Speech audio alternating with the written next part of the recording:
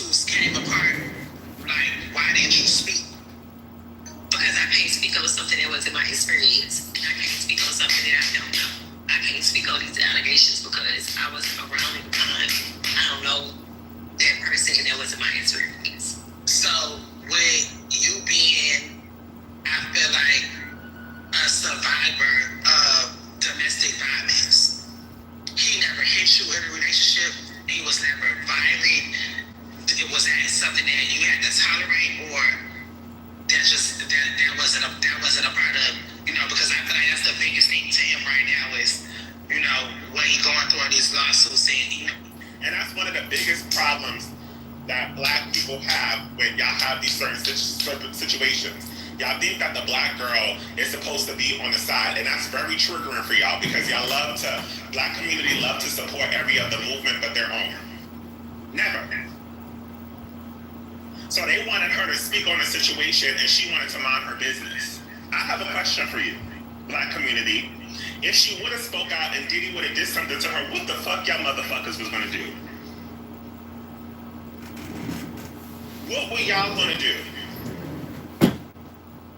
Period. So don't ask no woman to speak about no situation that ain't got shit to do with her or the community of her.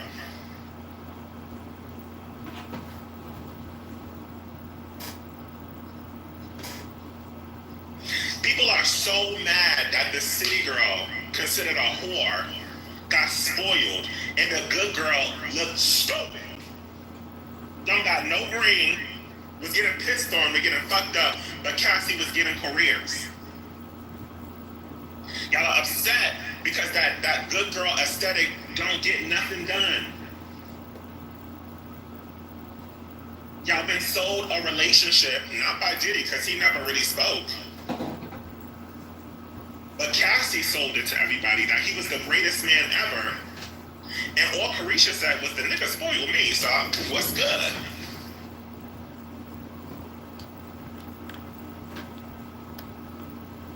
The conversation should not be about Carisha. The conversation should be about how these women like to stay in these positions because they don't know no motherfucking better.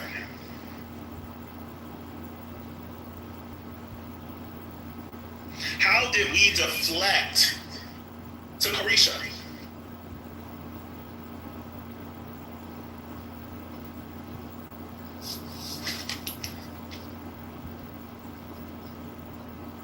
That video that came out, and it's like, I feel like a lot of people are wondering, was that your experience? And I know personally that you've been through domestic violence before, and I don't think that's something that, I know that's something that you've grown from and that you don't tolerate.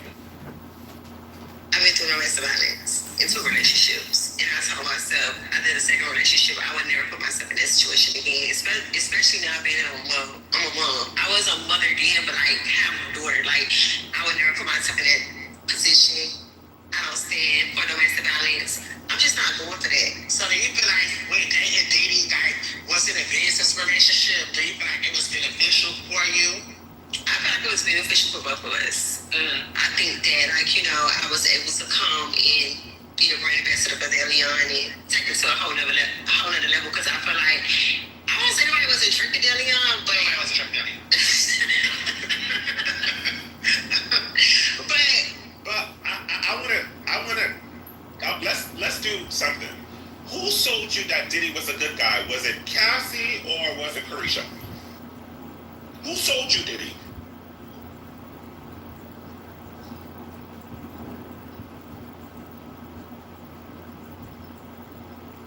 Who sold you Diddy? Did Carisha come out and say, oh, he's a great guy, he's a great father, he's amazing?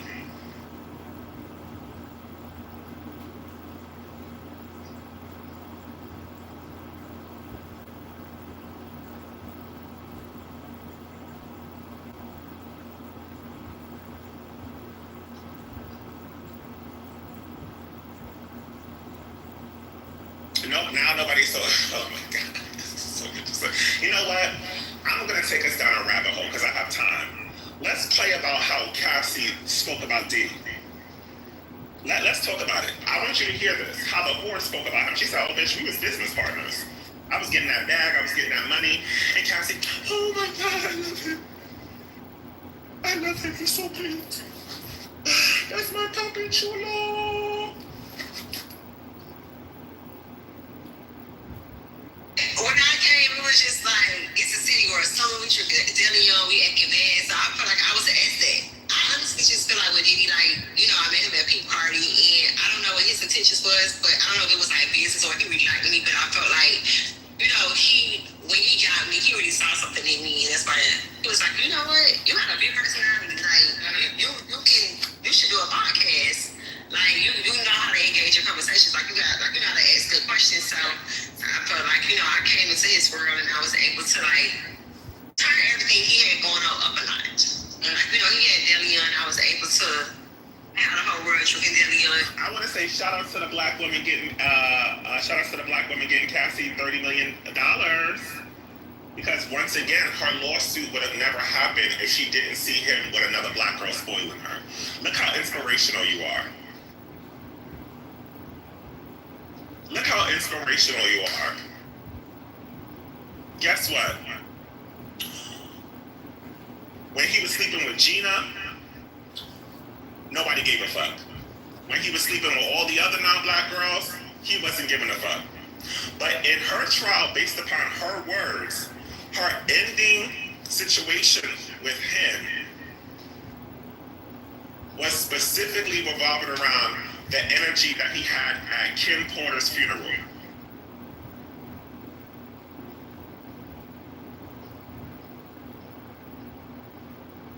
Sorry, y'all.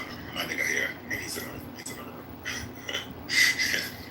You gotta have to step out for a second.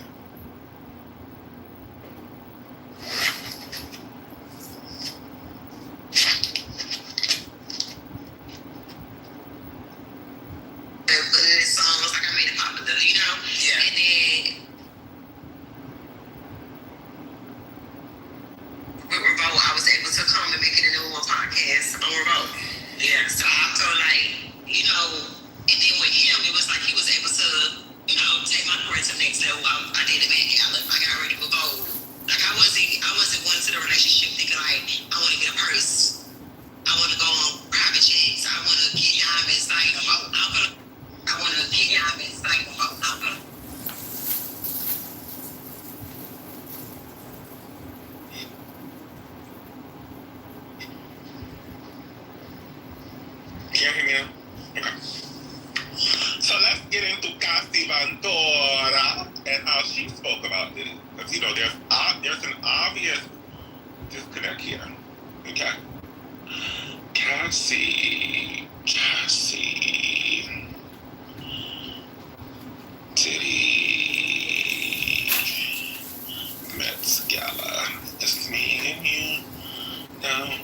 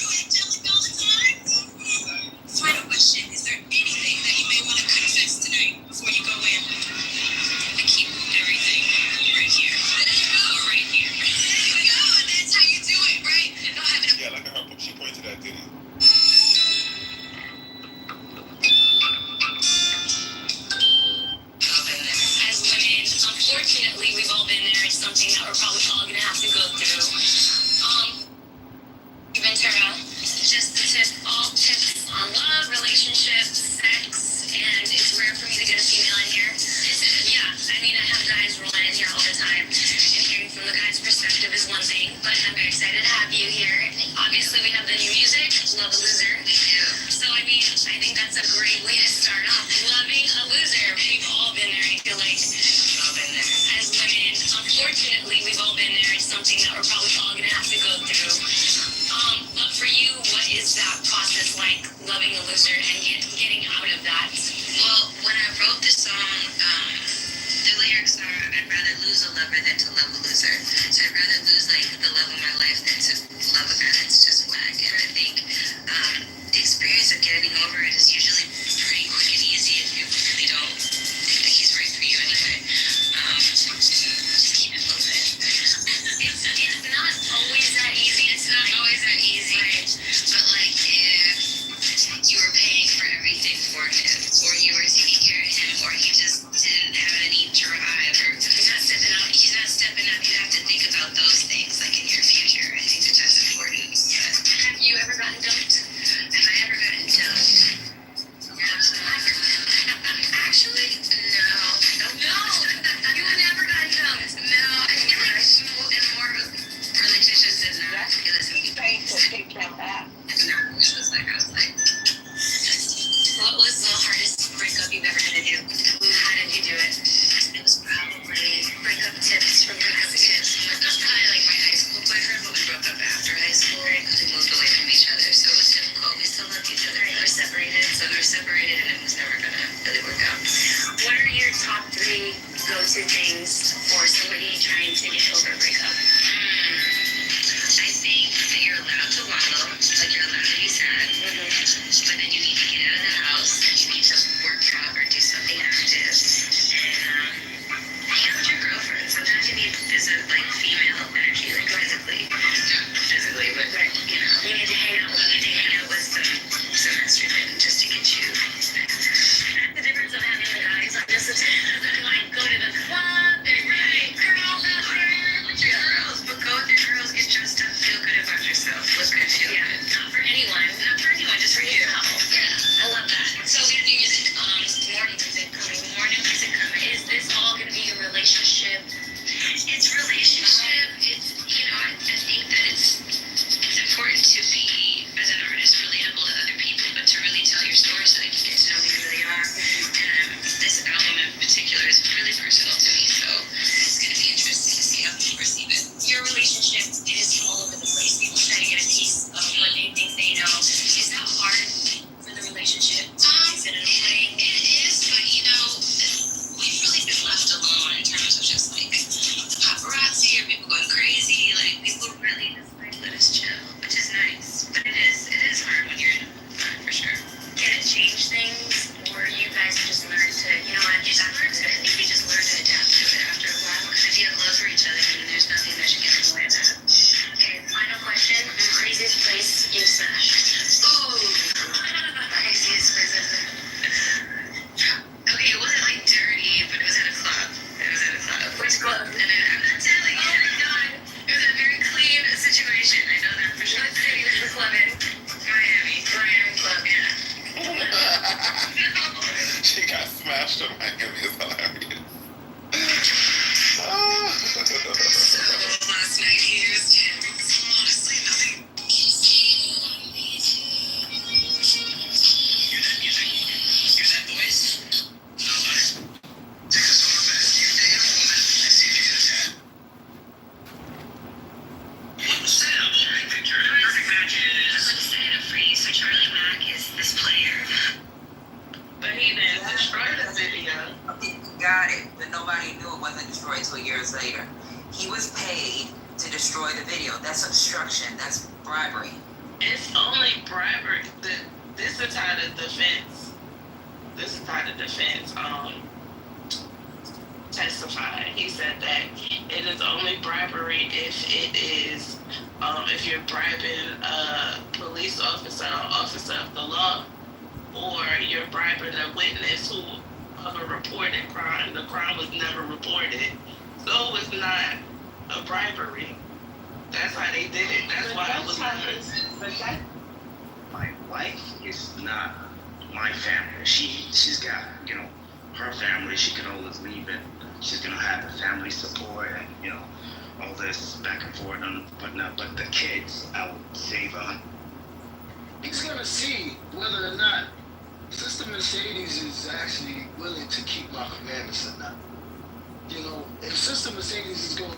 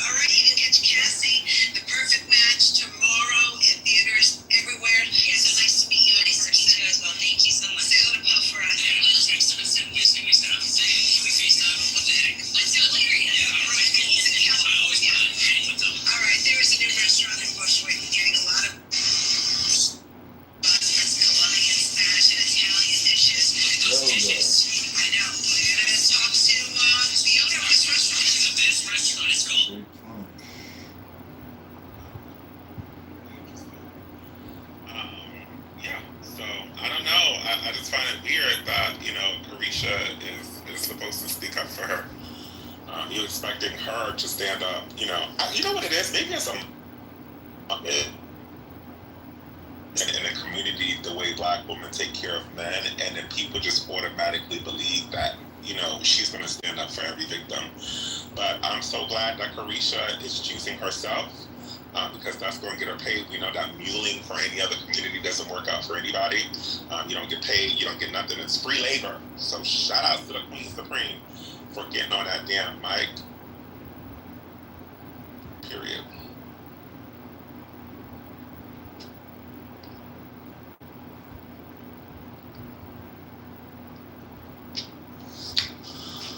Period. Unpaid labor. And I'm never gonna be mad at a Carisha for playing the villain in the story, especially if she's getting paid. How about this? If y'all want Carisha to be pro whatever victim, how about all the victims go stream her music? Okay, go stream her music and give her that money back in blood. Okay, to speak. Until then, nobody gives a fuck. Go stream that motherfucking music.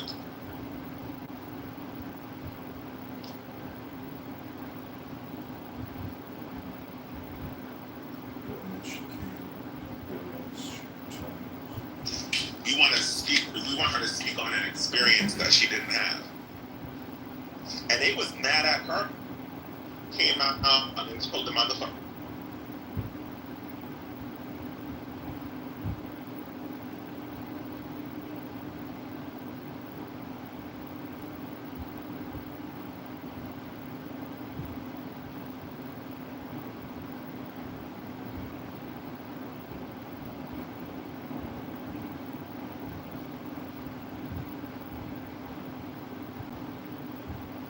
They were mad at her before she came out and even told the motherfucking story. On Dead Homegirls.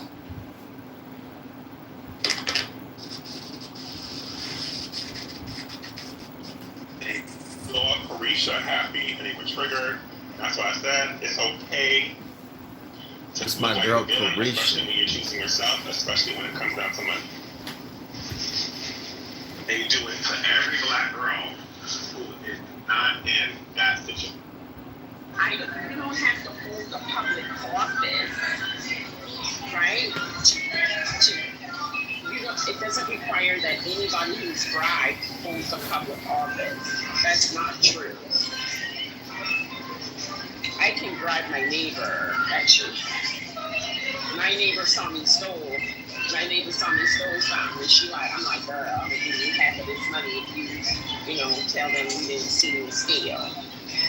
Tampering with the witness is bribery. I gave them money. But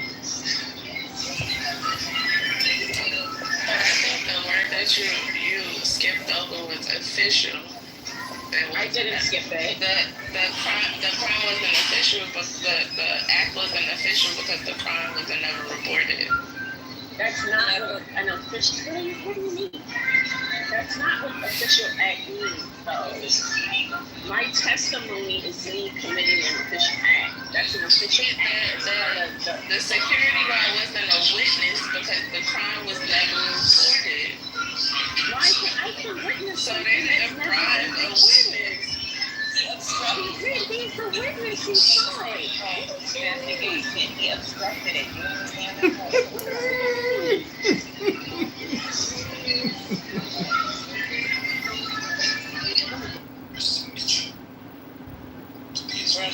He obstructed it. He obstructed anything from even becoming a criminal case for $100,000.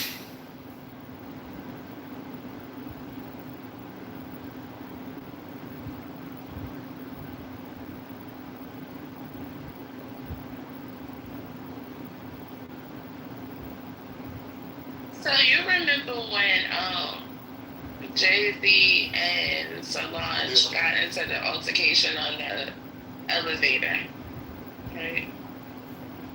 Y'all remember that? Yes. Okay. So you remember how the reason why it got leaked, I guess they didn't pay the security people to not leak it. I use that as an example because I don't think that it was gonna be reported as a crime more than it was being paid off to not be given to tabloids. So That wasn't a crime, though. but that elevator wasn't a crime. it was domestic violence. That wasn't a They crime. fought each other, and that was domestic violence. Solange hit him, though. Why? Telling you what's going on. Hold on. She never hit him in the video. What are we talking about? I'm going to go on Solange didn't attack analogies Jay-Z in and the elevator. What is the analogy?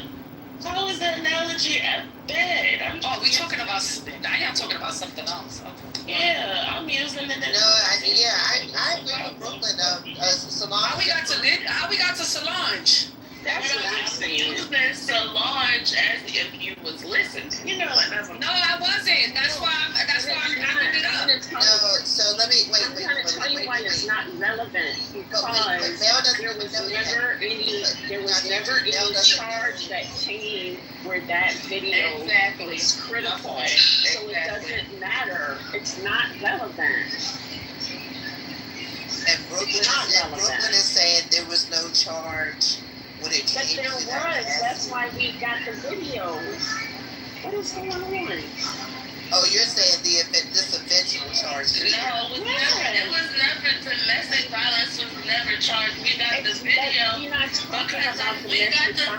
because when it was, that would have been the charge. If he was charged with anything, it would have been domestic violence according to the video, that was the crime that was committed on tape was domestic violence.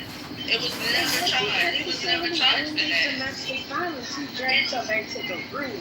He was also restraining her against her will. It wasn't solely domestic violence. What video did you watch? So I'm He didn't drag her back to the room.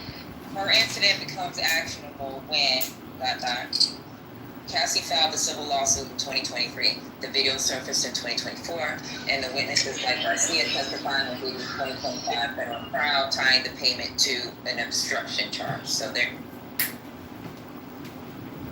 Yeah, that's what I was trying to. Yeah. So that. Yeah. So with Dr. Yeah. So Dr. G was saying like the charge. I get the disconnect. Brooklyn was saying there was no charge at that time, right? That years ago, there was no charge that was brought up.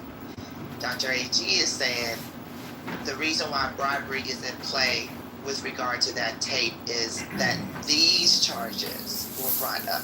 The charges of this particular case, and that's what makes it actionable. And Patty read that. And they said now, and this is because how it might have been handled differently today. Now, hotels have stricter internal policies to report suspected domestic violence or assaults. If the same event occurred in 2024, 2025 at a modern hotel, corporate legal teams will report the video to avoid liability. Don't forget that the hotel also got sued and she won that lawsuit. The employee who received the $100,000 bribe could be charged for obstruction.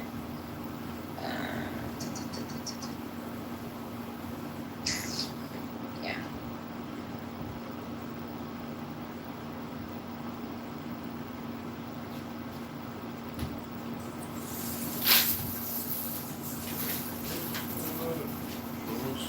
Oh yeah, Young Miami. She's ready. She gonna be yeah, she's ready. So she's gonna be the one on Diddy's arm.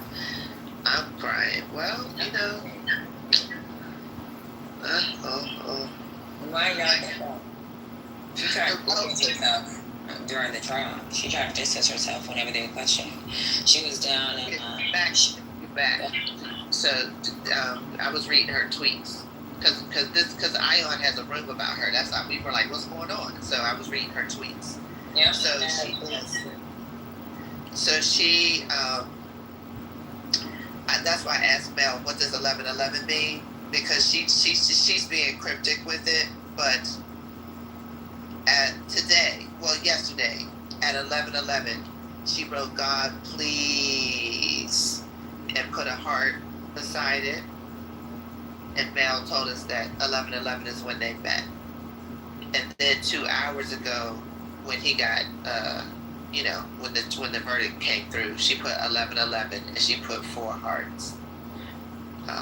So, she's happy. And then I started looking at her previous tweets, and somebody clearly was talking to her. You know what I mean? Like she was posting, just sexy pictures, and she wrote "God is the greatest." When was this? 3 days ago. People telling her, and then her pinned tweet is "driver ... take me to Chanel," and that refers to when Diddy took her shopping at Chanel. That's the pinned tweet, and that's from April. Stuff like that. She just, she ready. Yeah, but April, it was right after he didn't go to jail, then he didn't get arrested until September. It was back, I think it was in late March and April is when they started raiding the homes for the bullshit. He didn't go to jail in September. Wait, you're talking about 24. No, this was April 25. She's just reminiscing. Her pinned tweet is from April 13th, 2025. But she wrote whenever they would question her in public. Yeah. No, that's what I'm saying. That's why her tweets are cryptic. She has not said much of anything except recently. So literally, I think it's like three. Let me see. I just read. I think three days ago, she wrote "God is the greatest," cryptic tweet. Then 2 days ago, she wrote 11:11. That's why I was asking Mel, what does 11:11 mean? That's her and Diddy. That's her saying, "God, please," right? That's. Oh, I'm sorry. 1 day ago. So that's yesterday, And then 2 hours ago, when the verdict came through, she wrote 11:11 and 4 hearts. So I'm saying she's ready to come out now. She's not gonna be distancing herself anymore.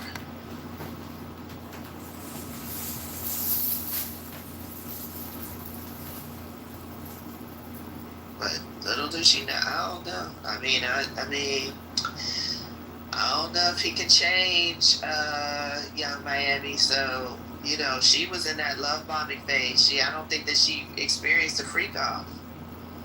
So maybe if they don't, I don't know. I don't know how they want to do that. I care, but I don't care. But Maybe she's trying to get back in his graces. I have no idea. But I know she unfollowed him on Instagram. After all the stuff coming out, I remember when they were making a big deal about her unfollowing him. I remember a little comment she would make when they would ask her about Diddy, like, I ain't got nothing to do with that. Like, even on her Carisha Please, she had said on Carisha Please, like, I can't speak on none of that. So I need to take a break from it, and she was talking about, I'm just focused on me and my career. So I do remember that. So. And that makes sense. And you know what? The other part was probably like, he's a liar. So I'm sure he lied to her too. Yeah, and she probably was like, Mimi, he's free now. Now I still love you.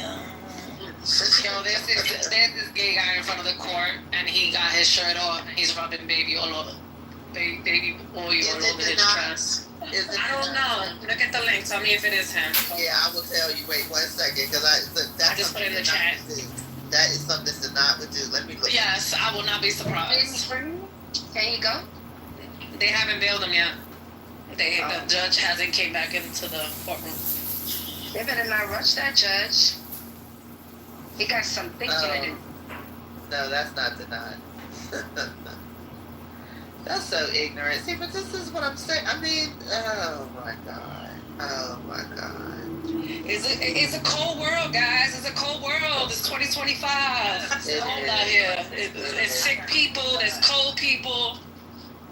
Come on. Y'all stupid as hell. I seen that video, yo. This nigga's like, I'm sliding, yo. I'm sliding with a bottle. Yeah, I know. The reporter's saying there is baby oil present, she said.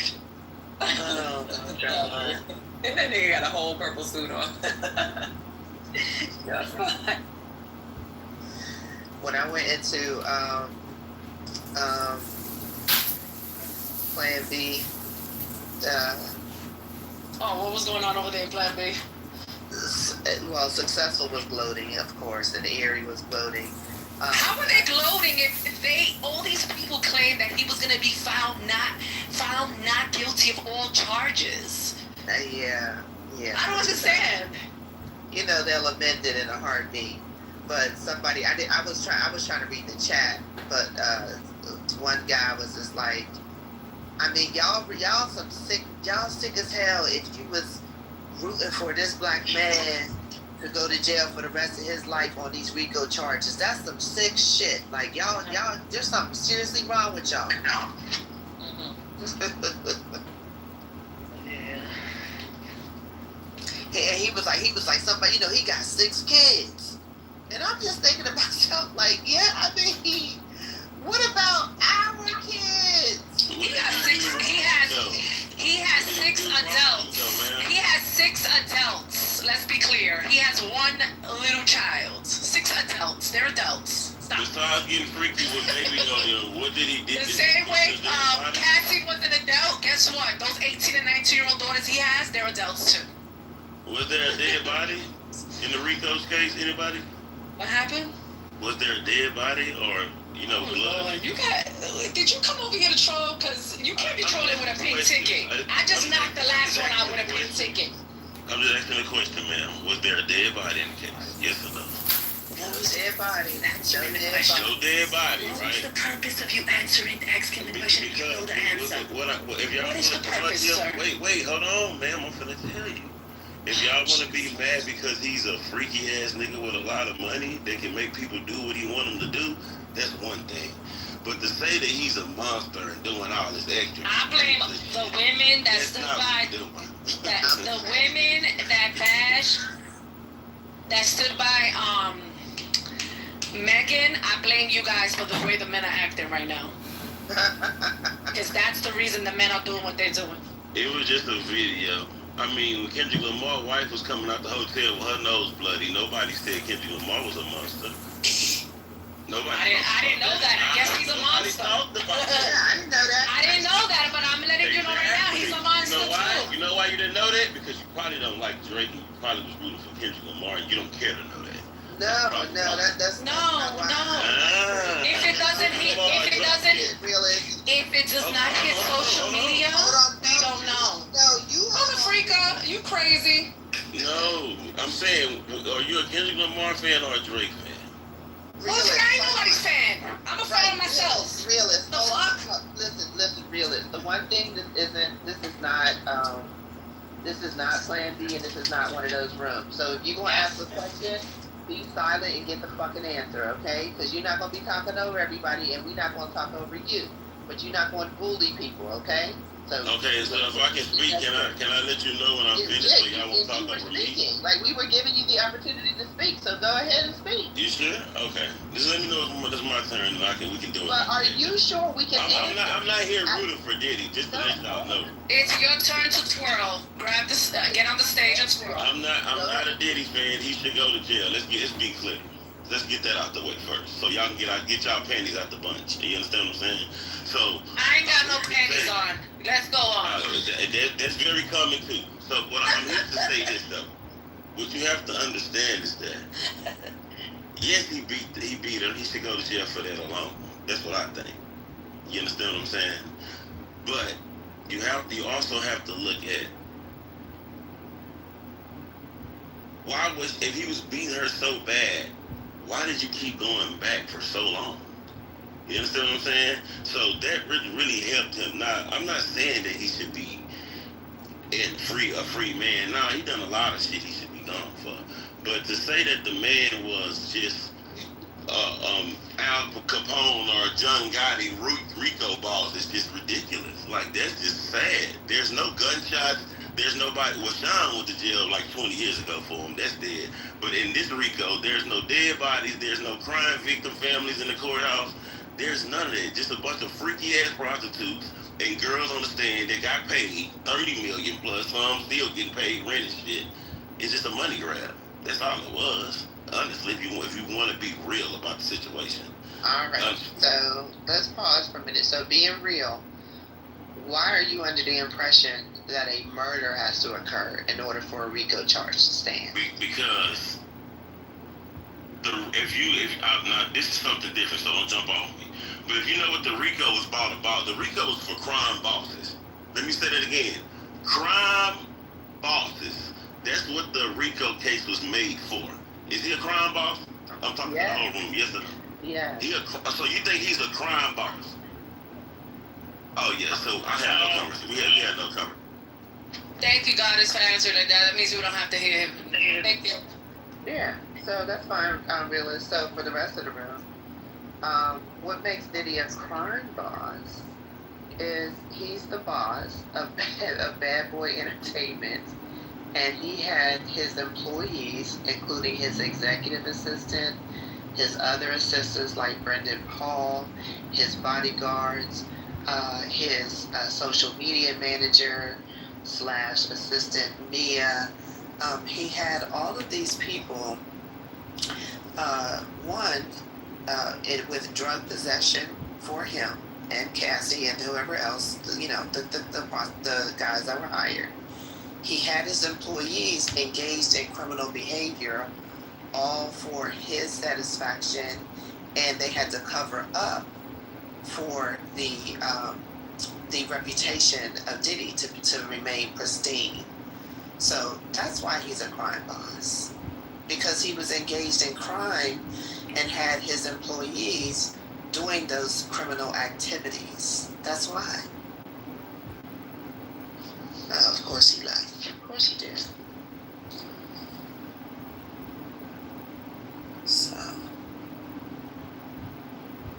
they'll get it eventually. I mean, just because, like Dr. AG said, like just because somebody's not found guilty doesn't mean that they did it. But this is what I think is interesting is that OJ was found not guilty. Okay.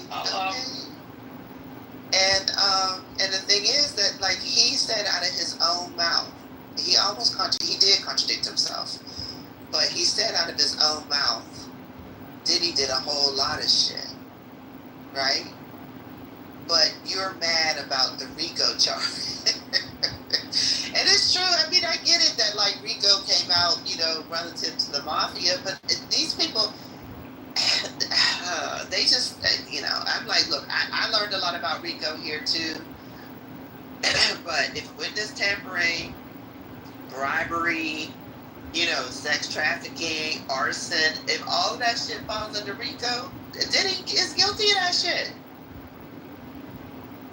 I mean, he wasn't found guilty, I get it, but like he did all of that. And I didn't even think that I mean, when somebody said that, like, the arson was dropped, I was surprised by that. I mean, it wasn't, by the way, but I was surprised by that because the license plate, of the car that took Diddy over to burglarize Kid Cudi's home was connected to Bad Boy Entertainment. Capricorn, his employee, was forced to go over to Kid Cudi's house, even though she didn't want to, for Bad Boy Entertainment. Like, to me, this is obvious. These are obvious RICO activities, unless there's some other activities that, is there? I'm assuming that there are other activities. Like, I don't know. Well, I don't know the different, crimes, but I'm learning. But are there other crimes that involve your employees that are not RICO? You know what I mean? Like, I don't, if there are, he probably did that too. It's just like, just. Yeah, they talking about us. Who? Talking about motherfuckers making bad things and politically correct. What? Who's making bets? So it's crazy because Lou was in my back channel. I was like, he's in my back channel. So I was like, what's going on? So I was like, let me go to the room. I went to the room and Gemini. Oh, they fucking with Gemini. They bothering Gemini. And on top of that, they brought up Ghostface. Oh my god. They brought up what? Gold is that from Trump and Kamala. And they're associated now. TC being a dick. They're associated. No, Thug Bully too. They're associated that shit with it. Wait, there's Thug Bully is in there too? Child, I'm not going back in that damn room. That room is a cesspool on this app. That means they tag teaming on Gemini. I messaged Jack and said, I don't give it Tell Gemini to save himself. Run, Taurus. Tell Gemini to tell them to come over here. Yeah, but what I'm saying, the two people that Gemini, that it wasn't in our room, it was in the Wood room, right? Right, He made those. They were done in our room. No, it was in the Wood room. It was a guy and a young lady on that side. But they saying that probably because Gemini be over here all the time and Correct. on it over here. So they like, yeah, you team politically correct, y'all be making bad bets. Like, Yeah. That's insane. They said the being politically correct don't want to pay up and they make that. Why would anyone, first of all, why would anyone bet on a 90, don't they have like a 98% conviction rate? Yeah. Yeah. I wouldn't bet it. That'd be kind No, of but technically Gemini won the bet. Wait, too. Yeah, he did win the bet. That's okay. Yeah. But why would anyone bet against a 98%? So it's like, why you fucking with him? They need to pay him his $100. But when you're talking about emotions, right? It would be emotional to bet against, the numbers don't lie, right? Betting against someone that has a 98% conviction rate is wild to me.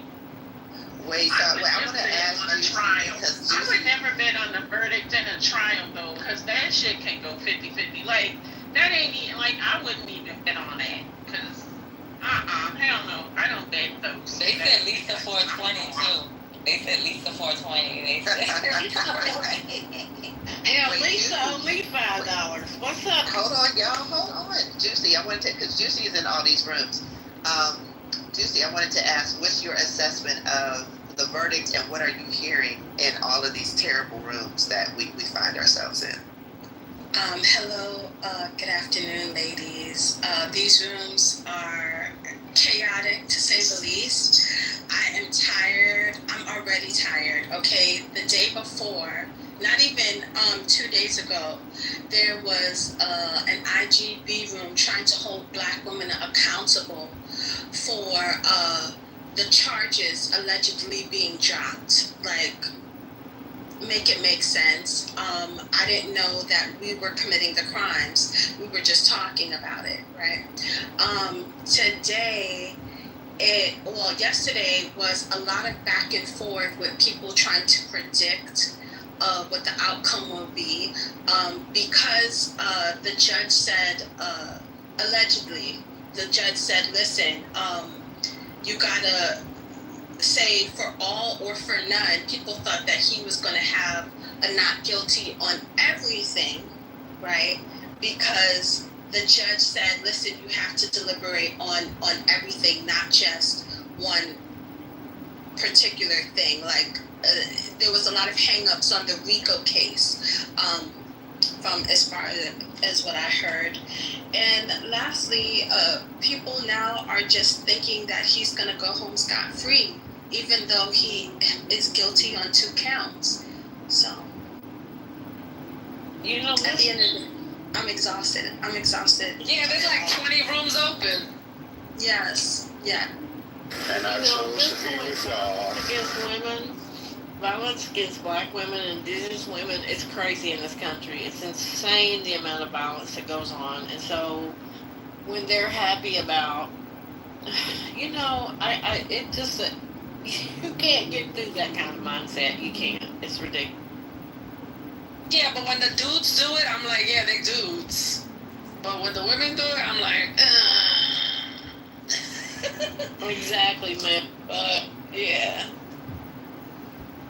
Yeah, I think the thing now, everybody. How much time is he gonna do? He did get convicted on 2 counts of what? Yeah, so it could be a minimum of 4 to a maximum of 20.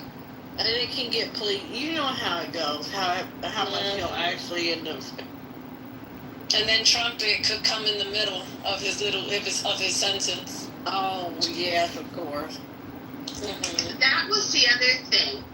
Now, your friend, your homeboy, Anthony, the man said that Trump was going to make sure that Diddy was free. I'm like, Trump, what? Since when Trump niggas go? Except for that one nigga. Maybe 2. But, oops, so sorry, y'all. My tone. Anyway, since when does he just let people scot-free unless they pay him or do something very, very nice for him, or they're very good friends? Like, he's not touching this, because again, that will go back to the Elon Musk and that damn Epstein list. He would be a fool to touch this mess. Well, Donald Trump is a fool, and he probably will touch this mess because that's who he is. So it's not that much of a stretch of an imagination that he would try to like say, "Oh yeah, that's my boy." You know, I've known him for years. You know, I probably was. You know, he probably was in. You know, one of his free Kadeep nights. Some of the quiet ones that not many people know about. So I just Googled what he said. So it says the May 30th White House press briefing, Trump was asked about pardoning Diddy. He said, nobody asked, but I know some people are thinking about it. I think some people have been very close to asking, and I'm going to look at the facts. He noted that they were friends. He used to really like me a lot and emphasized he would focus on whether Diddy was mistreated. Yeah, I actually think that Trump would pardon Diddy because he is duplicitous like that.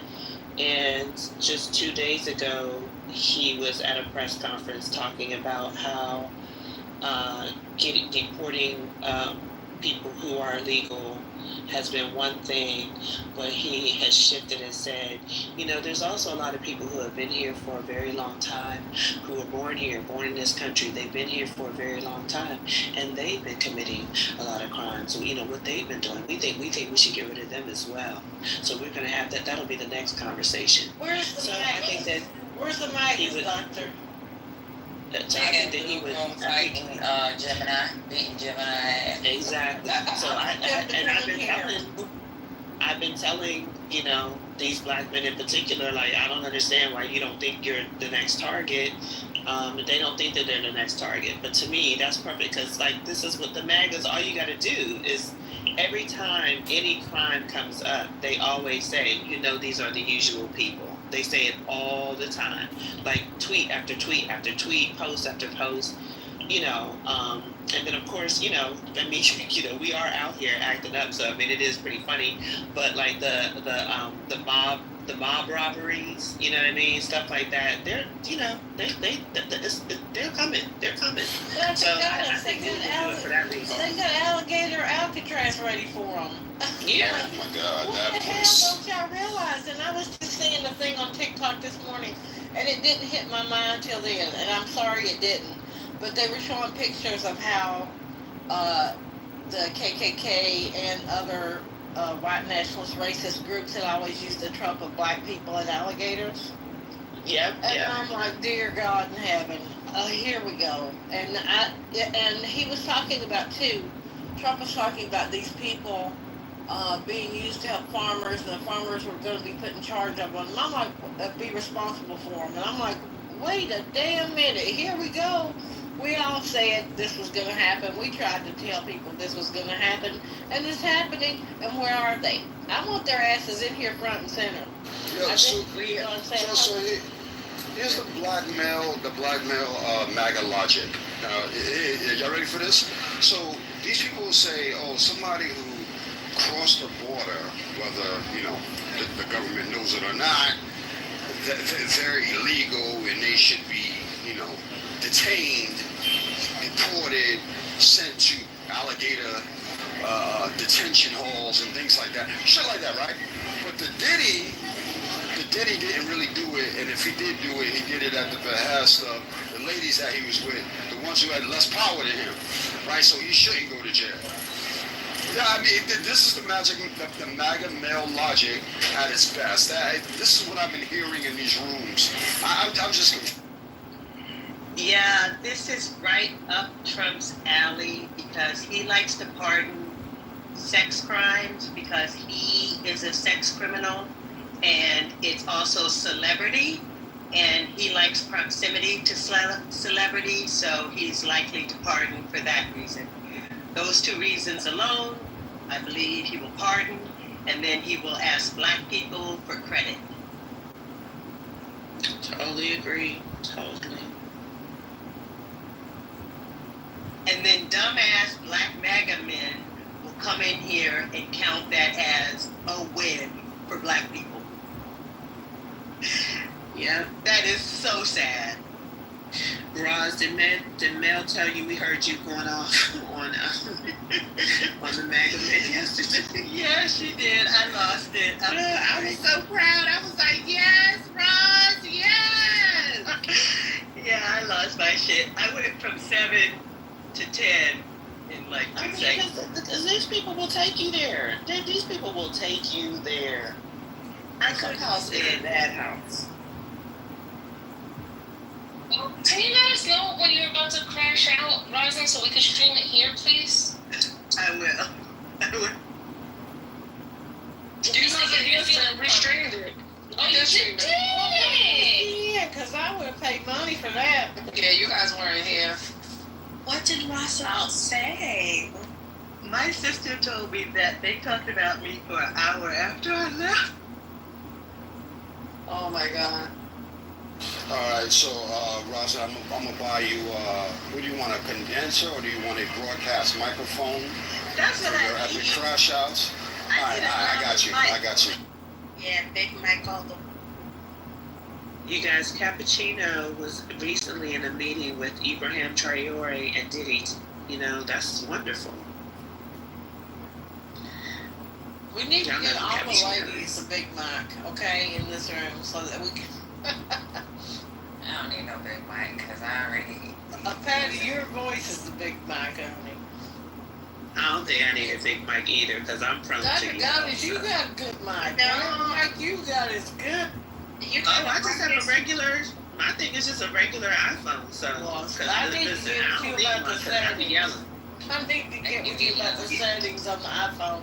Oh, you know what? Let me see. There's only one setting. It's just volume. The volume knob. I didn't know if when you turn the volume knob, your mic is louder. I'm like, I thought I'm trying to hear y'all better when I'm walking outside. I didn't know my volume would go up too on the mic, but that's apparently what it does. Who knew? Oh, I didn't know that. I didn't either. Me neither. You gotta arm yourself with the Lord and a big mic on Clubhouse, okay? Get one as soon as possible. Yes. No, I don't need these people to hear what I be saying. I'm good. I'm like, Lord, wait just a minute. Don't listen, turn away. That first one because I'm about to bust. All Patty needs is a New York accent. Yeah, and I have a real life, so if I get a big mic, I might really get fired. Like, I can't get fired, but I might end up in prison fucking around. Okay. So, but I don't think the Diddy thing is exclusive to MAGA men, obviously. And we spoke about it in here, and I'm like, I don't think it's necessarily a win because, like I was saying the other day, I was like, I think prostitution will one day be legalized, right? And when it does, I think, that's all. If that's all they got him for, then I think that's a bad look because to spend all this money to prosecute someone for prostitution, right? When it's legal in at least one state, and it might be legalized one day, maybe 10 years from now. I think it is a waste of resources, right? I think arguably the arson wasn't a good charge, right? They have a fingerprint of someone else. They I don't know if he paid to cover it up or whatever, but they never ran the fingerprint. Like, they never even said who the fingerprint was. Oh yeah, they did run it, and they just didn't say who it was. Remember, they said it was a woman, right? Yeah. It was a female. So it may be someone that is testifying. Oh, so they have immunity? Like, it could be Capricorn clock, but they never could say. Right. So they said it was what a you're female. saying? They knew it was, they said it was linked back to Yeah. the female. They never revealed who the female was. They just said it was not a male. Yeah. And So also, I mean, and then the car leaving, leaving Kid Cudi's house was a Bad Boy Entertainment vehicle. So that's why I didn't think that I didn't think that was going to be a charge that wasn't going to stick.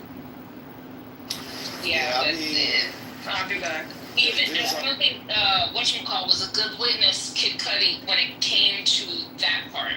Right? To break it entry. Yeah. And so, But truthfully, you can only tell what you know.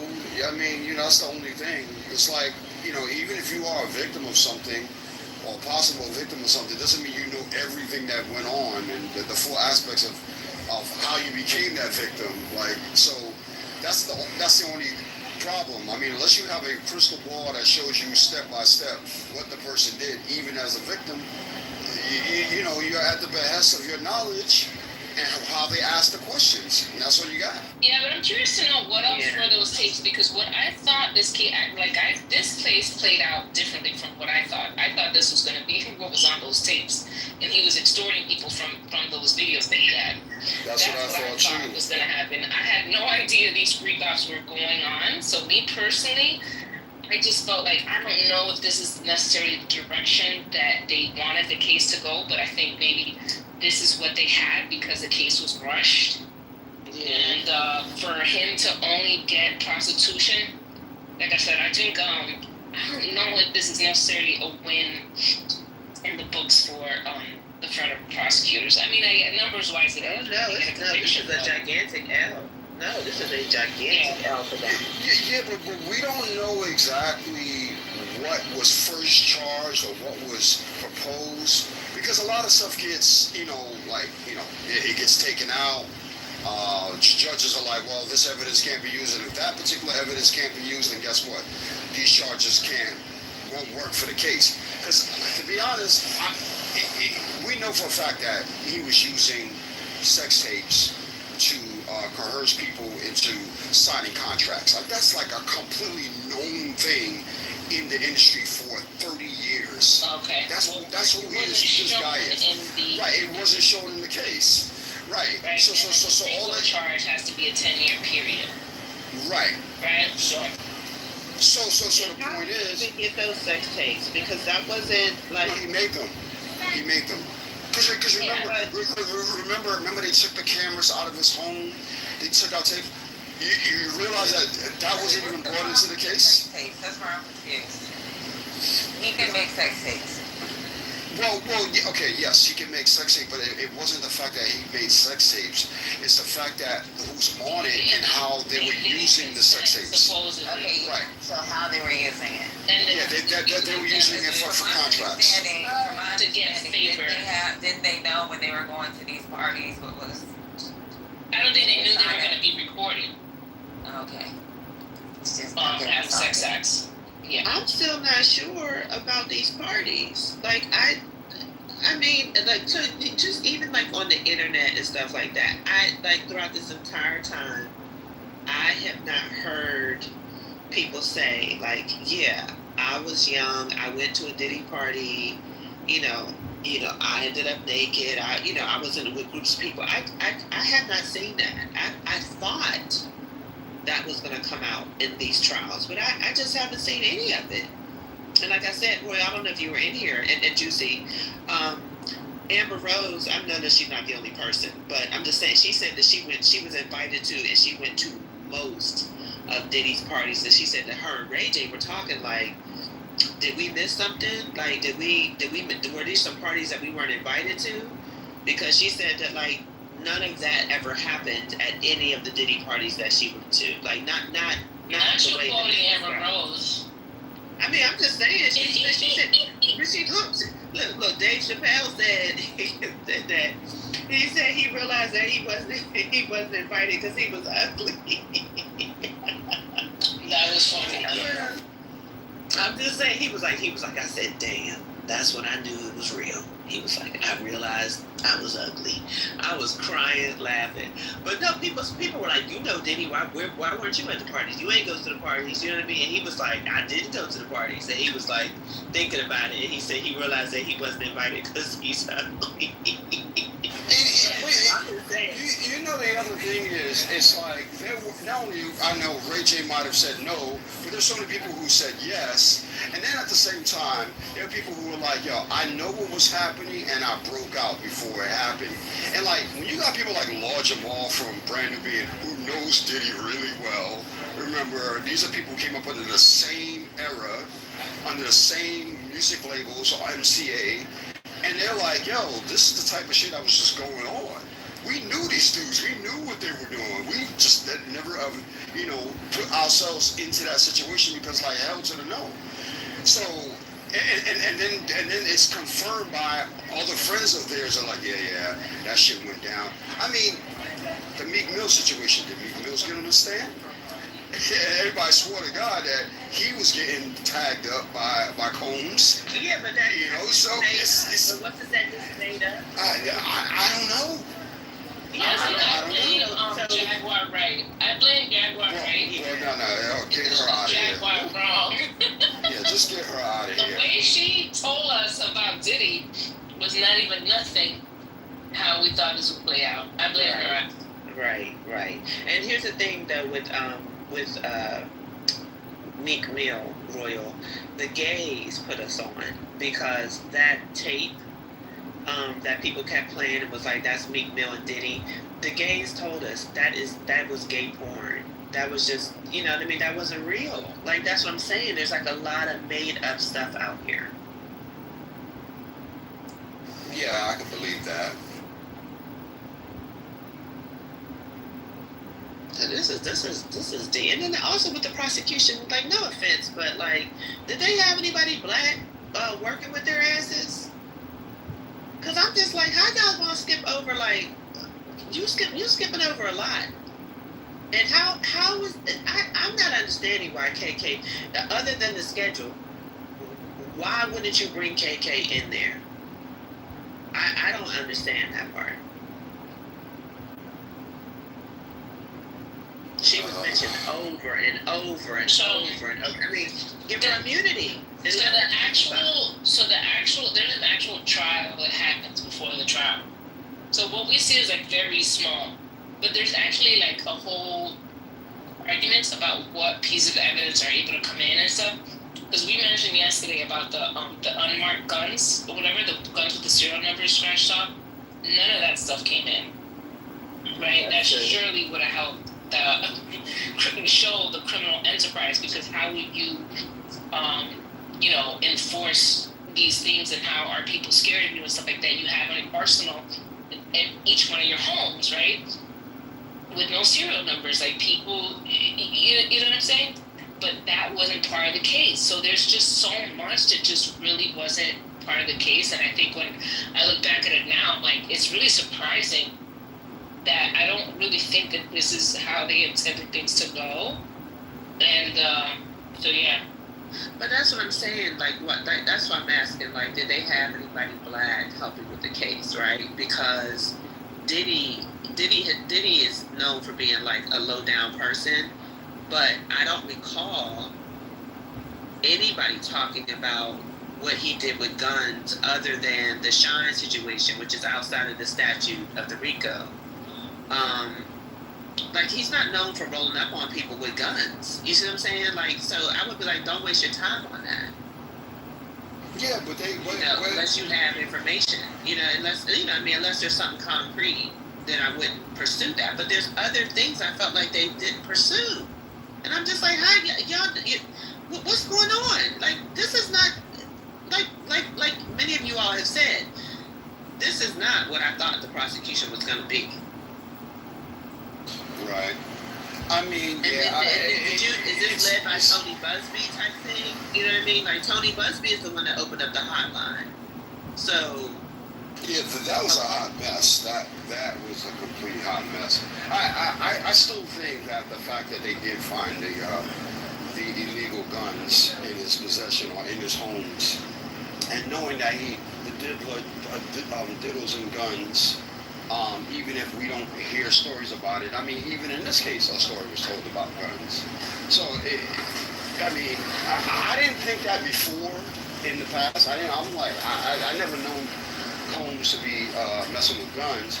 But when they bring it up and then they talk about the stuff found in his house, and then you think back at that nightclub shooting, it's like, oh, damn, they might be onto something here that I didn't even put together. And so, the fact that it was all taken out of the case, question marks, rings a lot of bells. Like, oh, I get it. The prosecution was basically hamstrung, which I get. That's what the defense is supposed to do. They're supposed to make sure that everything doesn't get in. And so their case was weak because they didn't get everything they needed to get in to build the case correctly. And then the other thing is, I'm really tired of these men, especially on the app, saying it's like they understand that what Diddy did to Cassie was domestic violence, but they can't get their head around how his violence could lead to forced labor or even like sex trafficking. That's what bothers me. Like for them, violence is only under the domestic violence category. It's not under coercion for them. It's not under, I'm talking about the toxic men on the app. And the toxic women, quite frankly. It's not under forced labor. You see what I'm saying? Like, it's just like, what's wrong? What's wrong? I mean, I'm new to this too, but I can see it. I'm not a psychologist, but I will say this. I know I'm not supposed to do that, right? Comfortability in something is always apparent. You look at the video, he was very comfortable in his violence in that case, right, in that issue. Of course, not the first time we know him to be dealing with violence. You know, of course, we know about the situation with the brother from Universal, the manager for Nas. We know about him and Shaka Khan's son, and that whole Shaka Khan situation that happened. And I spoke to Indira, which is Shaka Khan's daughter. I know her pretty well, and she broke the whole thing down to me on how it happened out in Cali. And it was like, oh, it was all about this whole Whitney Houston situation. And I thought it was just some Jaguar Wright bullshit. No, she confirmed it. And I need to bring on this app so she'll break the whole thing down to y'all of how that went down. So basically, he's going to be violent. That's not a surprise. He's very comfortable in his violence. You can see it in that video that he's comfortable in his violence. So anybody was to say, oh, this was like something that he doesn't really do, and nah, bro, you can't be that comfortable in your violence unless you've done it before and gotten away with it before. And of course, we know this because he paid the hotel off to get rid of the evidence. This is who he is. Are we gonna ignore that part? Yeah, it's deep. Hey, Scotty. Hey, Brian. Sue's on the phone. Hello. Hey, I just had a question, and maybe it's been talked before. You know how everybody was talking about before? This prosecution team or whatever district, I don't know what it is. Has a 98% conviction rate. So is the 98% based on the counts, or is it just like overall they're found guilty of one count and that counts as their conviction rate? Overall. Right, so then the 98% thing is kind of bullshit then. Yeah, because people were talking about. Yeah, but they were talking about that as if like, oh, they're never gonna fail. But then you're looking at it like, all right, there's some failure here. So they still count at a 98%. Okay, because people are going on for that for a... Yeah, and people don't count in, like, when you plead guilty, that's a conviction. So the 98% doesn't mean that they went in court 98% of the time. Right, thank you. Because some of their cases don't even go to court, and the person pleads guilty, so that counts as a conviction. You know what I mean? Right, so you could have, Dr. AG, you could be charged for 100 counts, and if they get you on one, that could be part of their 98% conviction. Yes. Look at that. Okay, you got, pardon me for interrupting. We got updates. So, I'm just going back real quick. 1 second. Okay. Oh wait.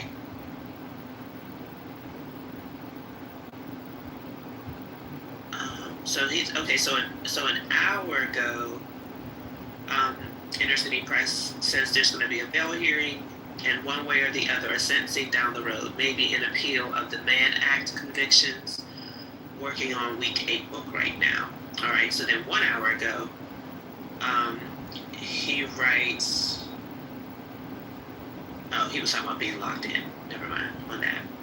Okay, so as of 30 minutes ago, update, Sean Combs' lawyer's 6-page letter asking for release today on bail has just been docketed. The U.S. Attorney's Office letter is not in the docket as of 1:33 p.m.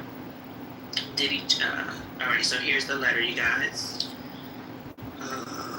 It's via email to Judge Supermanian. It says, Dear Judge Supermanian, Mr. Combs moves for release on appropriate conditions pursuant to 18 U.S.C. Pending his sentencing proceeding. Given the jury's clear verdict acquitting Mr. Combs of the RICO conspiracy and sex trafficking counts, continued detention of Mr. Combs is inappropriate. As these proceedings have demonstrated, and as we told the court from the outset of this case, Mr. Combs came to New York to surrender in order to defend against the government's charges because he was, quote, committed to showing his innocence. Since his arrest and detention on September 17, 2024, Mr. Combs has obeyed the court, respected these proceedings, and demonstrated model behavior at the MDC. That's the Department of Corrections. And today, the jury unambiguously rejected the government's allegations that Mr. Combs ran a years-long criminal enterprise or engaged in sex trafficking, the core of the government's case. Mr. Combs stands convicted of 2 Mann Act counts, and his sentencing exposure is substantially lower than when the government initially sought detention. The court should release Mr. Combs on the proposed conditions. So that was 30 minutes ago, and then... Mr. Goddess, what section of 18 are they? Oh, yes. Sorry, I did skip over it because there was so many numbers. But it was section 18 USC, and it says it's 3143, parentheses A, and then parentheses 1. Okay. All right. So then 24 minutes ago, it says, Diddy docket, after Sean Combs found not guilty of RICO and sex trafficking, convicted on Mann Act, asked for release of bail. 6-page letter. I think that's just him putting more information. He put the full 6-page bail letter on Patreon. 22 minutes ago, there's nothing to report right now. Both sides' bail letters were due at 1 p.m. Combs' lawyers was docketed at 1:30. The U.S. Attorney's Office letter is still not docketed, waiting to see what time judge holds argument. And 17 minutes ago, update, United States submits letter docu-signed by Deontay Nash. Release equals, quote, message that wealth and influence can shield someone indefinitely from accountability. It will also endanger those who cooperated under the subpoena who are already living in fear of retaliation. So here's the letter. Wait 1 second. So Dr. Goddess, you say B? The 3143B? Let me go back. Let me see. Yes, 3143A.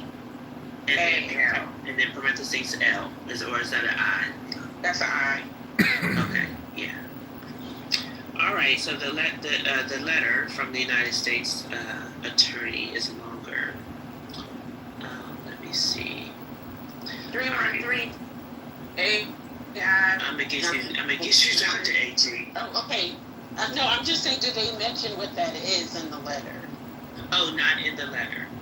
No, but we could look that. Yeah, it's just right. meaning that he thinks there's gonna be a move. There's gonna be an appeal. That's all. Right. Okay, dear Judge Supermanian, I'm writing to express my grave concern over the prospect of Sean Combs being released from custody. While I appreciate the fairness you have shown throughout this proceeding, I feel compelled to be unequivocal about the danger he poses to the public and to the individuals who have risked everything by coming forward. Yes, Mr. Combs has a long, well-documented history of violent, coercive, and retaliatory behavior. Over the years, he has repeatedly escaped meaningful accountability, and each time has only reinforced his sense of impunity.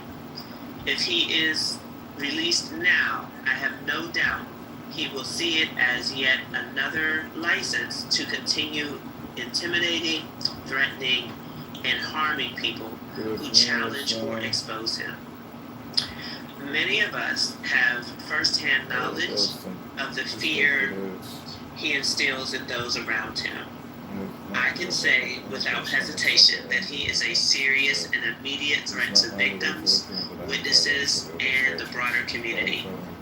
His pattern of violence, particularly while engaged in the trafficking of individuals for prostitution, combined with unchecked substance abuse, makes it clear that he is not ready to re-enter society safely or responsibly.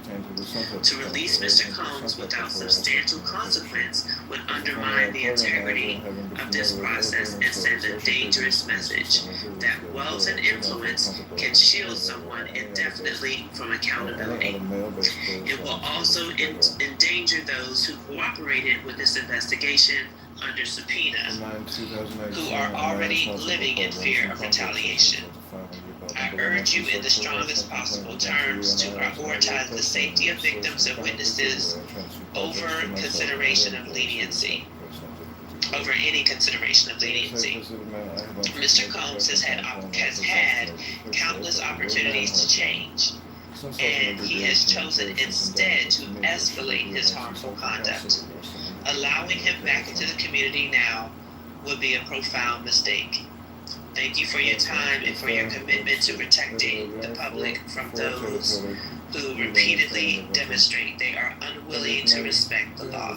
Respectfully, Deontay Nash. Had a completely demeaned, insulted, and embarrassed the intention to educate the project manager transfer basically in processes to the website. Yeah, when I saw the verdict, And the circumstances of the event, you humiliated and insulted the man who presented as well as over the meeting. Additionally, Adams also between now and the next 5 years, years, the executive you would responsible be for smart to sit his ass down with the floor his with age, his the house. executive now retired all I'm gonna take up some type of hobby, I'm gonna trade.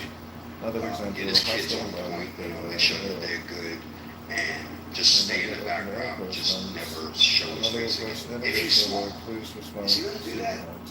Nope. So the update from Inner City Press is that there will be a hearing after the submission of these letters. The judge will be reconvening the parties in court at 5 p.m. So that's when we'll get another update. Continue the discussion about the letters and whether or not he should be released or whatever. Or anything.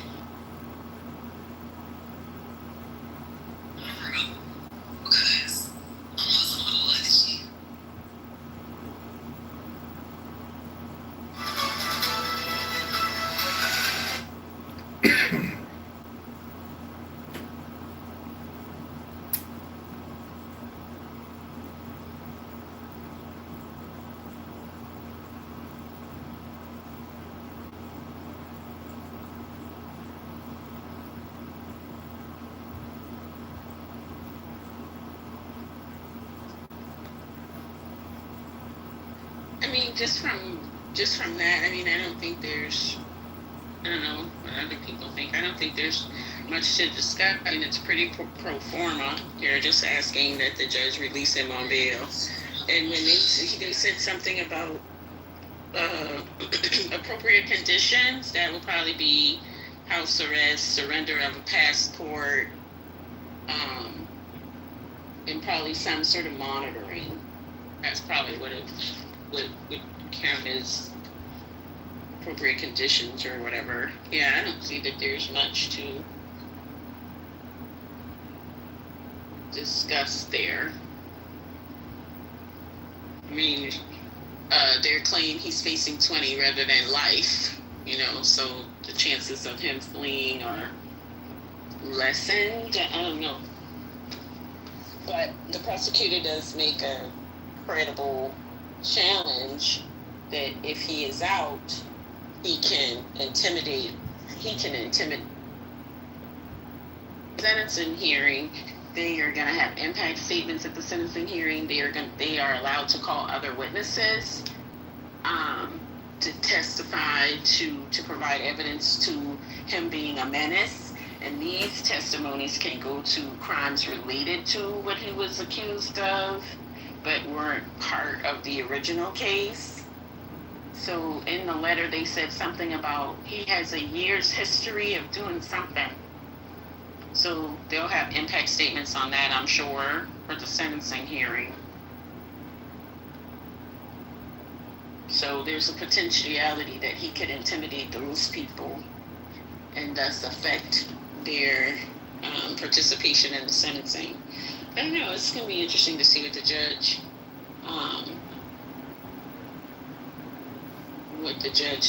how the judge comes down on it.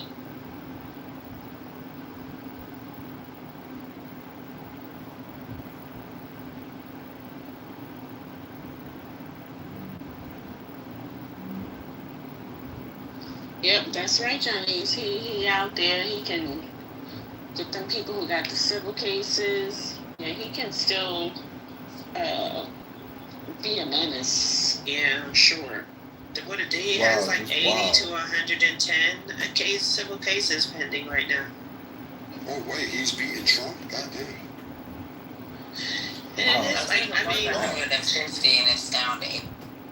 oh my God, I mean 80, like it's just, and the thing is that like I agree with like 95% of what is written in the prosecution's letter.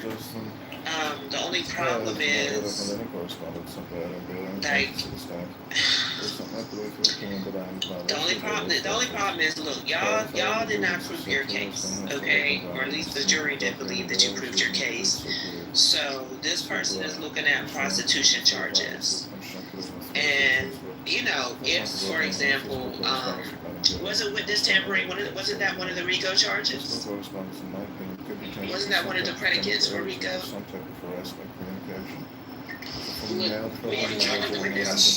Witness tampering. Wasn't that, like, you see what I'm saying? Like, if he had gotten one of those, then that would be different. But he was not found guilty of that.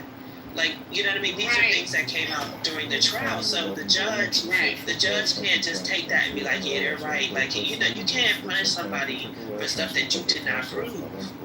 And meanwhile, we know he is a fucking asshole. And I totally agree that he thinks now that he's fucking invincible. Right, but Dr. Goddess, the judge, he can consider the evidence that was presented in making the hearing. Yeah. Okay. Can consider it. Because all of that is connected to the charges on which he was found guilty, right? That he took them across for prostitution, which involves a level of coercion. Both of them testified to that. So the coercion is inside of the charge that he was convicted of. Okay, that's good. And then, like, the other thing is, I'm wondering when is the sentencing, right? Because if I get like Diddy don't want to go back inside, but like, bro, you ain't gonna be like. I'm just saying to myself, does he? Maybe he, like so many of the toxic people on this app, think that he's not gonna do any more time. Maybe that's it. Maybe they're saying. Well, let me just ask, do you think that because he thinks, because he knows that his lawyers are going to appeal, and because he thinks that, like, whatever his sentence is going to be is going to be light, that he should just go home, period. Like, you know what I mean? Like now he's like, yeah, like that dude that was in here, time served, we'll see what happens. I'm going to be on appeal and I'm just going to be out. Like, I doubt I'm going to have to go back to prison. That's what I'm thinking is running through his sick mind. Yeah, I don't know. I don't know about that part, but on the question of when the sentencing, I mean, like, well, this case has accelerated. Sorry. But y'all don't think his money's long enough?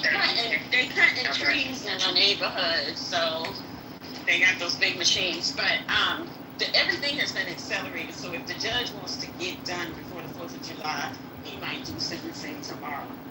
But usually, and they may already have their briefs on deck, their motions on deck for the sentencing recommendation. They may have prepared those already. So somebody in the office is editing out the charges that he wasn't convicted of, and they're tailoring it to the specific convictions. They're probably working on that right now. But normally each side presents like a formal pleading to the court, and then the court they have like a hearing, the judge asks questions, then the judge goes and reads the pleadings from both sides, and then makes a decision. But usually they schedule the sentencing to give the judge time to do that. And in those pleadings, they'll reference like other cases and stuff, so the judge has to have the clerk like look those up. They determine whether the precedent is relevant. So I don't know. His sentencing could not be for a couple weeks, but they've been speeding up everything, so he could, if they turn in their pleadings today, he could sentence tomorrow. You know. But the sentencing is a process too. It's like a little mini hearing sometimes. So, I don't know. So Quinn said they're probably going to let him go home with conditions. I'm thinking that the judge probably has a general idea as to what he's going to sentence Diddy to. You know what I mean? So, but maybe it's if an appeal is filed. Because look, if I was the prosecutor, if I was the defense, I would have the appeal on deck immediately. You know what I mean? I would be filing it as soon as the judge was like, "All right, court's adjourned." After the sentencing, I would be filing my appeal. So I get it, but so maybe that's why he's thinking like I may or may not let him go home. Anyway, those are my thoughts. But go ahead. I got a question. Yeah, I got a question. What has any Diddy supporters, come in doing a victory lap, and also, like, what does a victory look like? He doesn't pay for their side. He doesn't do any jail time because he is convicted of 2 things that could do 10 years each. So, like, what is it that would take where they don't do a victory lap? Is it 5 years? Is it 10 years? Like, how does that work? And then separate question, what does the Venn diagram look like of people who support Trump still and people who support Diddy? Well, yes, people are taking victory laps. They've been coming in the room. Clubhouse has over 20 rooms on the Diddy trial. Most of them are victory laps. A lot of people are very happy that he didn't get charged with RICO.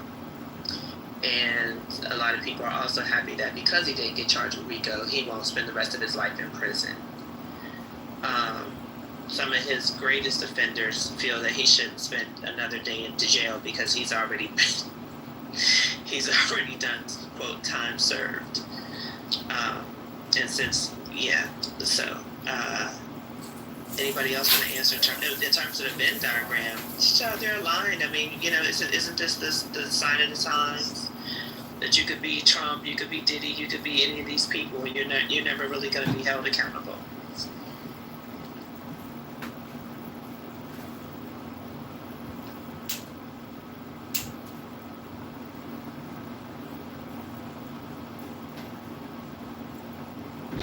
Patty, what were you saying earlier?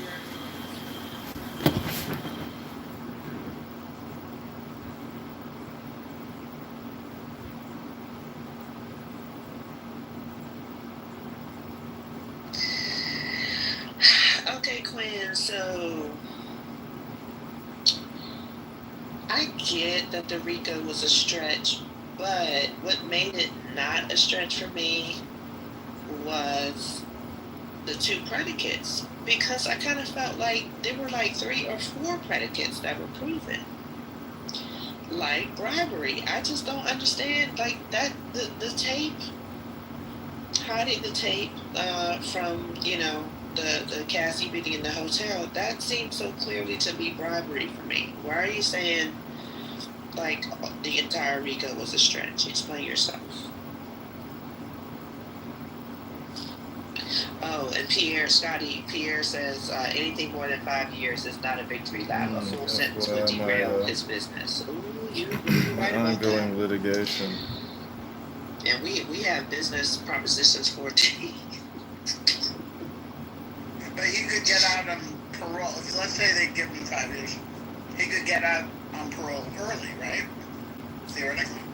Yeah. Because, I mean, look, y'all, according to the law, I mean, and this is what is so sad, because Diddy is so slick. He has never been charged with anything. Just think about that. This man has never been charged with anything. Shine went to jail for him, right? Steve Stout, I don't remember what happened. Yeah, Sean went to jail for himself. He's a fool. Sean's a fool. Yeah, but he was a fool for Diddy. Yeah, but he went to jail for himself. He wasn't manipulated. He did it because he was weak. He said that he was manipulated. Yeah. And he said he was betrayed. But then you might as well say Diddy was manipulated, because he went to prison for Biggie. Like, he took the charge. He took the charge.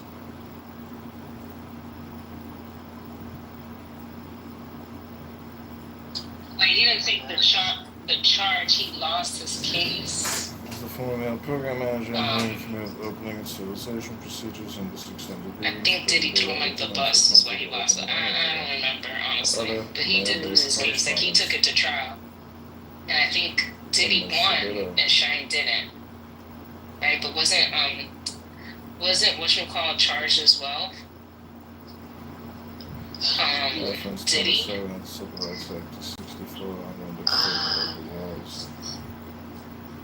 You know what? I don't remember either, Sin. I have watched Shine's recent interviews. Yeah. So, you know, and like, I'm a Libra, so I would have to go back in order to make a fair judgment. I would have to go back and look at what's what. But my point about Diddy is that he has gotten away with so much that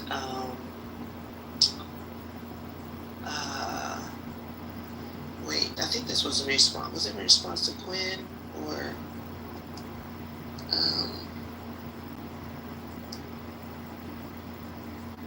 I don't remember. See, I got thrown off track. It'll come back to me.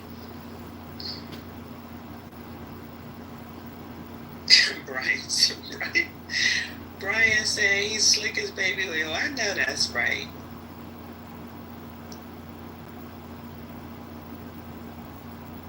Oh, okay, all right. So I'm wrong for saying that Diddy was never accused, or no, that he was never charged. But wait, he was accused in civil suits and unproven claims of abuse, coercion. Oh, you're talking about the RICO. Okay. Abuse, coercion, and possibly trafficking related. Those actions, those serious, don't automatically imply or police or criminal. Okay. I mean, but it just seemed like the bribery.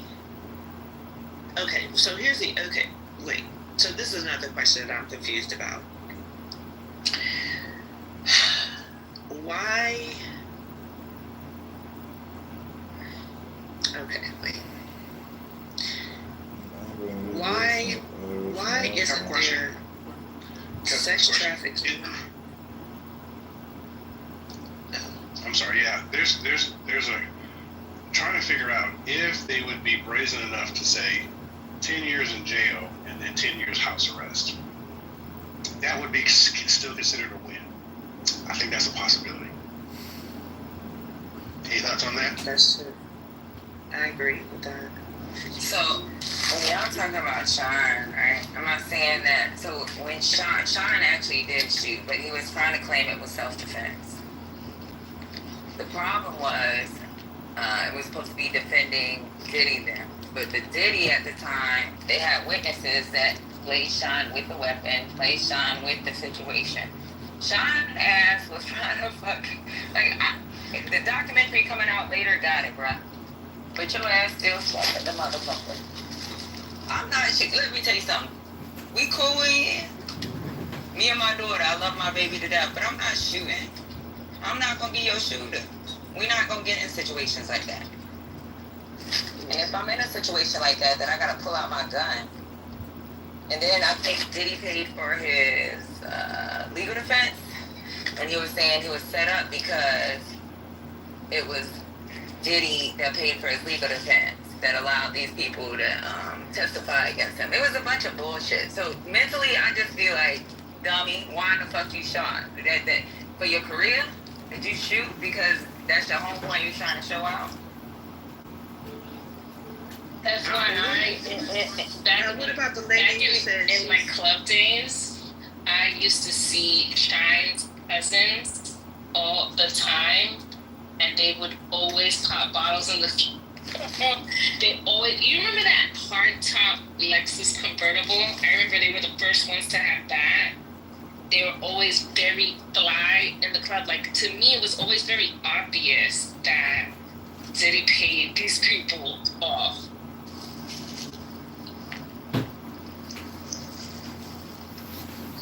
Yeah, but look at Dick. Okay, what about the woman who said she saw did he have the gun that shot her? What about? So I don't know. So regardless of the woman, look at, if you Google that trial, Shine constantly says he was shooting in self-defense. You shot, bruh. Okay.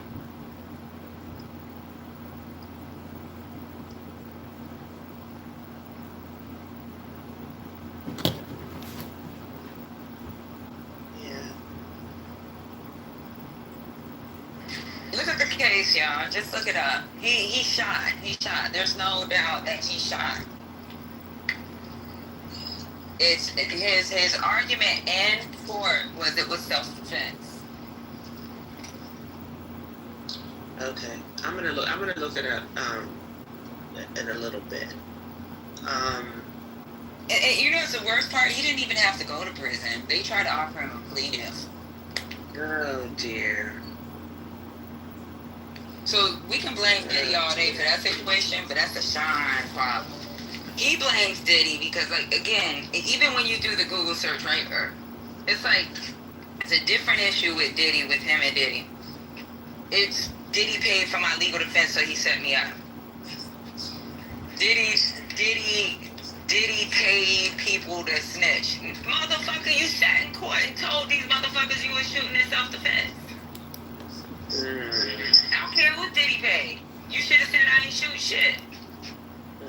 Prove it.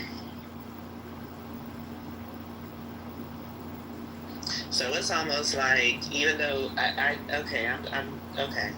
So it's like, I hear what you're saying, Patty, because Diddy is not a good person. Like, we already know this, and he has no problem throwing Shine under the bus. But if you said you were shooting, and then he found witnesses, you know what I mean, and they were like, you know, like paying for the defense, and the defense is like, you know, well, so what we want to do is, you know what I mean, just like bringing different people in and stuff like that, who were like, yeah, I saw Shine, and he, you know what I mean, like, once you say I shot, like he made it easier to be thrown under the bus by Diddy. I guess that's what I'm He didn't have no bus to be thrown under if he didn't shoot. Period. Right, right. No And bus. I'm There's saying, no bus to throw me under. yeah, but there's a bus to throw you under even if you did shoot. You see what I'm saying? Like, Yeah, don't go to the club with me and shoot, because I'm snitching. I'm throwing you under the bus. I hate it for you. I can friends. I'll even put money on your commissary. But I promise you, I'll put money on your commissary because you defended me. But at the same time, guess what? I'm still going to tell. As soon as police come, I'll be like, hey, it wasn't me. Go ahead and wipe my hand. No residue. It was her. And I'll say it while you standing there. It was you. Right. Go ahead and tell it, Dr. Goddess, because I ain't going to prison. I remember, Diddy had done Cochran, right? We all know. Did he? He did. He did. Oh dear. Hey everybody, I got a quick question. And I'm hoping Dan could also answer this as well too. I'm trying to understand, what does a possible house arrest do for Diddy? What does that basically address differently than having the two sentences? It's just basically, I know that he got acquitted of the heavy trafficking, but is it a way that Diddy's legal team can say, hey, granted we got acquitted for this, to make sure that this doesn't happen, we will agree to house arrest where you can monitor Diddy's home action, so that way it doesn't lead into it. Is it that simple, or is there something more complex that would be addressing? And thanks for any insights you can give. Yeah, I mean, I just came up with that kind of idea. I'm not a lawyer or anything, but I know, like, with sentencing, they have options, right? And I've seen it to where they just do consecutive. As soon as you walk out of the court, you go straight to jail.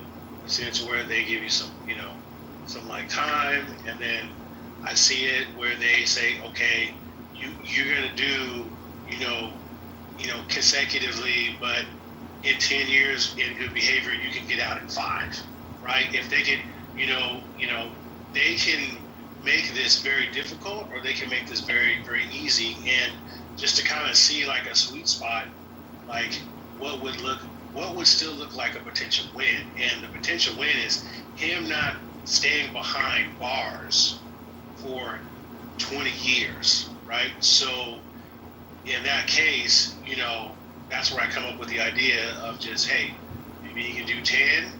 Like I can see a scenario where they say, hey, you have to do 10 for the first count with the potential of getting out in 7 if you have good behavior, and then the rest of the sentence you can serve at home under house arrest. Because I mean, I think just in my memory, just thinking about it, I mean, rich people get that house arrest shit, right? They get that house arrest. See him getting max on both counts with no criminal history. Blackmail, dude. I don't know. Like, do you remember Martha Stewart? She didn't serve her full day too. She had a house arrest situation. Yeah, but she didn't get max because she didn't get max sentences. What you're talking about is max on open charges. She had no plea deal. But she's a white woman. We're just talking about the charge itself, whether or not, without consideration of what or who he is. I agree with you that we sometimes have to factor that in. But if you're going to say that, then I'm going to say, well, he has money too.